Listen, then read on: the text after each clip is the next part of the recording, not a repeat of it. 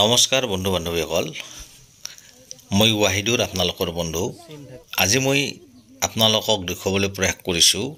এই যে পুখুৰীটো দেখিছে এইটো এটা পুখুৰী আৰু এই পুখুৰীটো আছে হাজোত থকা শ্ৰী শ্ৰী হয়গ্ৰীৱ মাধৱ মন্দিৰৰ পুখুৰী আৰু এই পুখুৰীটো বহুত পুৰণি পুখুৰী আৰু এই পুখুৰীটোত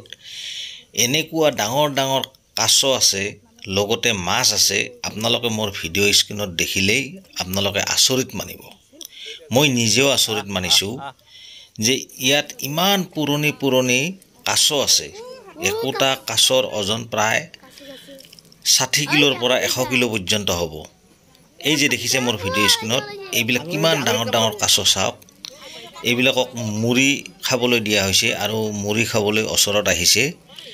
বহুত ডাঙৰ ডাঙৰ কাছ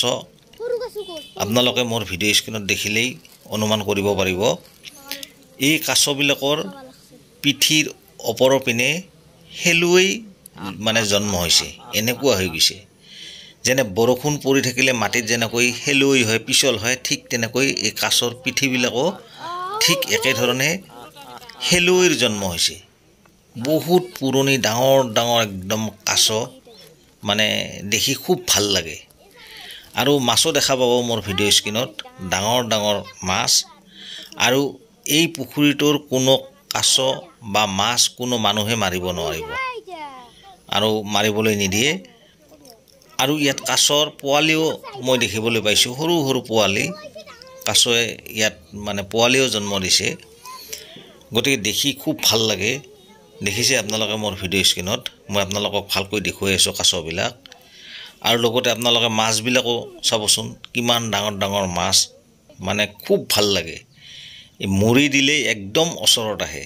এই চাওক এই পানীৰ তলত কিমান ডাঙৰ ডাঙৰ মাছ দেখিছে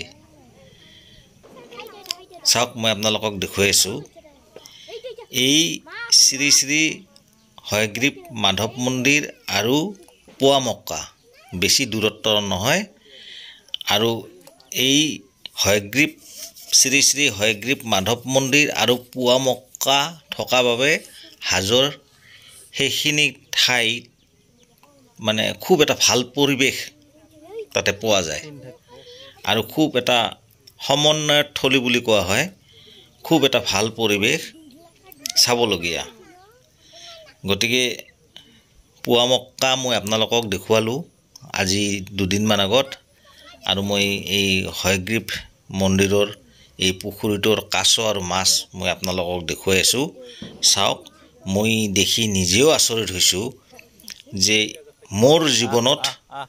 মই এনেকুৱা ডাঙৰ কাছ কেতিয়াও মানে দেখা পোৱা নাছিলোঁ আৰু ইমান ডাঙৰ মাছ দেখা পোৱা নাছিলোঁ এইখিনি দেখুৱালোঁ ধন্যবাদ।